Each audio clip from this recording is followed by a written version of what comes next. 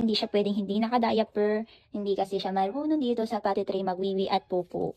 Pag hindi ko siya nilagyan ng itchy diaper, dito po yan umiihi. Ang dami ko na nasubukan na diaper para sa mga fur babies ko. Dito lang talaga ako nagtiwala. Pangalawa siya dun sa talagang ginagamit namin na diaper. Ganito yung itsura ng ating itchy diaper, ganyang kakapal. Nakapag-stock na tayo ng ating itchy diaper.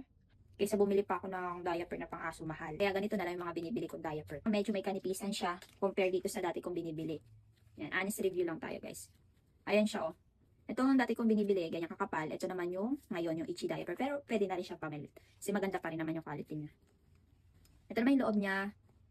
Ayan, absorbent din naman. Meron pa siya dyan pag-garter. Hindi talaga lalabas yung tubig or pupo. Meron din allowance. Tapos, nagikit din yung kanyang tape. So, pag-aalis na lang, tsaka yung gagamitin. Pero pag nandito lang sa bahay, itong itchy diaper pinapagamit ko. Size, small. Tapos, sa isang pack, meron na siya 54 pieces. Meron din tayo dyan iba't ibang sizes. I-click nyo lang po yung basket natin sa baba. Check out na po kayo ng itchy diaper!